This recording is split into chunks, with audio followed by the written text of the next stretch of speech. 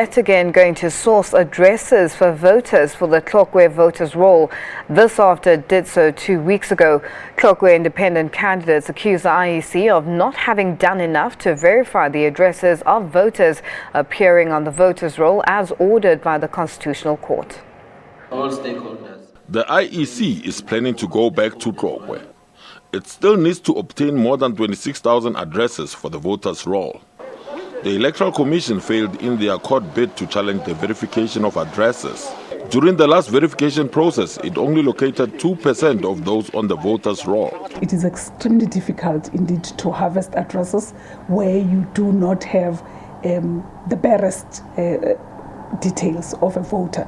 But what the Commission has decided to do last Friday was that we should give it another try.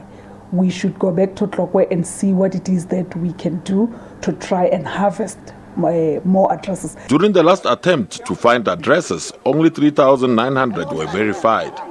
Independent candidates say this is cause for concern and goes against the court ruling. Surely in Poch, we are not going to permit the IEC to proceed with the elections if they do not conform with the calm judgment. That's the first issue.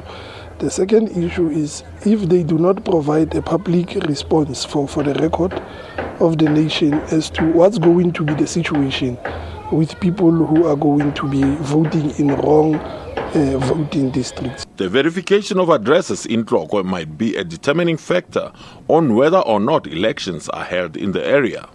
We may see history repeating itself, and yet again we are not going to have elections in Tlokwe, which I believe will be very unfortunate, but at the end of the day the responsibility lies with the IEC to deal with this in a proper way. Independent candidates are threatening to go back to court if the IEC doesn't succeed in getting the remaining addresses. Tlokwe, SABC News, Potchefstroom, Tlokwe.